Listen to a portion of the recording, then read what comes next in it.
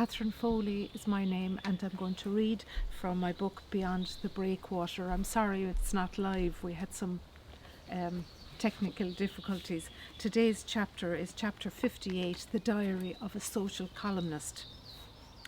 In due course, after working as a reporter on education, property and news stories over a number of years in the Irish Times, I was asked to write the newspaper's social column. It was 1999, just before the dawn of the new millennium. I was excited and pleased to be asked. It meant that I would be attending important events in the arts world, covering all aspects of the literary, theatrical, musical, artistic, orchestral and celebratory life of the city. It also meant that I'd have a picture byline and that I'd have the opportunity to write descriptive and more detailed passages, or colour as it's known in journalistic circles. The column was an established element of the paper and was called On the Town. It comprised a full page each Saturday on the back page of the paper's weekend supplement and entailed writing about 8 separate stories, most of which were accompanied by colour photographs. In all, I was a social columnist with the paper for 9 years in Dublin. In due course, I learned that it meant attending a relentless stream of social and cultural events, which I had to record and describe. My main focus was to ensure that the stories I recorded were of interest and value to readers. My routine generally began each evening around 5 o'clock, when I'd leave the offices of the Irish Times on D'Lear Street and head off into the evening, my pen and notebook in my pocket, my energy levels cranked up, my best walking shoes laced up tightly, and a small haversack hanging off my back for ease of movement through the throng. Although strappy stilettos were the order of the day for many of the fashionable women who attended the openings and launch parties that I was sent to cover, my fashion statement was that a strong pair of walking shoes would serve me better. Even though I was invited to glitzy, glamorous parties, the country girl in me never let me forget that I'd be dashing between events on foot and that being well shod in a proper pair of flat shoes was a necessity. My beat was generally Dublin's city centre, which stretched from the top of O'Connell Street across the Liffey to the top of Stephen's Green. For a frantic 3 to 4 hours or longer, I'd wind my way through the throngs of invited guests at particular parties and functions, gathering information as I went, never to be deflected from my sole objective, which was to gather enough detail and data to allow me write up my weekly column. I attended a couple of gala events over 3 and sometimes 4 nights a week. I'd file my copy on Thursday evening or after midnight on Friday morning, and it would appear in the paper on Saturday.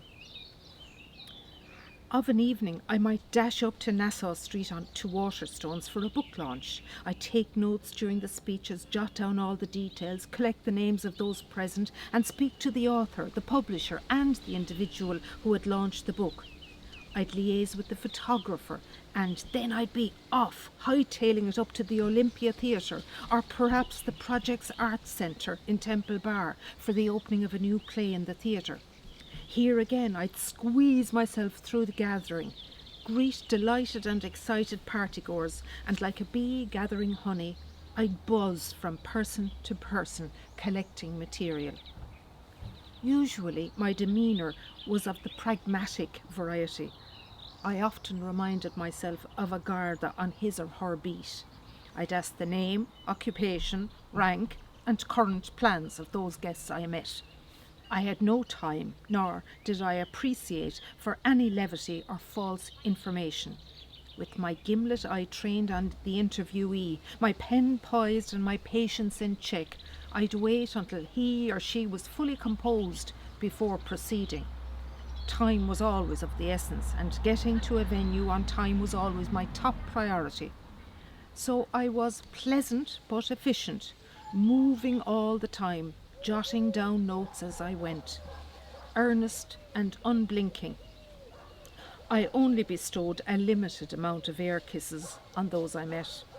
And not much alcohol, no matter how much champagne was being quaffed and offered, used to pass my lips while I was on duty, as I was a no-nonsense sort of diarist. This had all coincided with the Celtic Tiger years, when delicious canapes, glasses of Chablis and flutes of Veuve Clicquot, strobe lights, high-end fashion and fabulous events were the order of the day, where style, charm, brilliance and vivacity were de rigueur. Sometimes I'd ask myself if I was supposed to be enjoying myself while at these events, but then a puritanical streak would quickly reassert itself, and I'd remind myself that I was working, that this was my job and not an opportunity to party until the small hours. But of course, at times I did enjoy myself. I made many new friends, and I met famous and fabulous people. Angelina Jolie, John McGahern, John B. Keane, Yoko Ono, Pierce Brosnan, Louis Le Brocq, Mo Mowlam, Jonathan Miller, Edna O'Brien. I usually made my way to the most celebrated individuals in the room to ask a couple of questions. Sometimes it was a job that required a thick skin and a certain degree of brazenness. I was witness to the unveiling of amazing works of art in theatre, literature, music, painting, dance, sculpture. I grew to appreciate the strength of artistic life in the city and beyond, as I was sometimes sent to cover cultural events in places such as Kilkenny, Galway, Cork, and even London. I knew my way around the galleries, theatres, bookshops, museums, halls, emporiums, and happening venues of the city. I was on the town and a regular at events in the Irish Museum of Modern Art, the Gaiety, the National Concert Hall, the National Gallery, the Abbey, the Gate, and the Hugh Lane Gallery. Some people go into a religious order to contemplate life and the meaning of human existence. Some prefer to live in Tibet for 7 years. My 9-year vocation, however, involved me being a chronicler of the art scene in the capital. At night, after whirling my way around the cultural hotspots of the city, where creativity, artistic endeavour and dramatic outpourings were the order of the day, I'd return to my small house in the Liberties, and I'd sit in silence, wondering if it had all really happened at all. So that's all for today. I hope you enjoyed it. Talk again tomorrow. Thank you. Goodbye.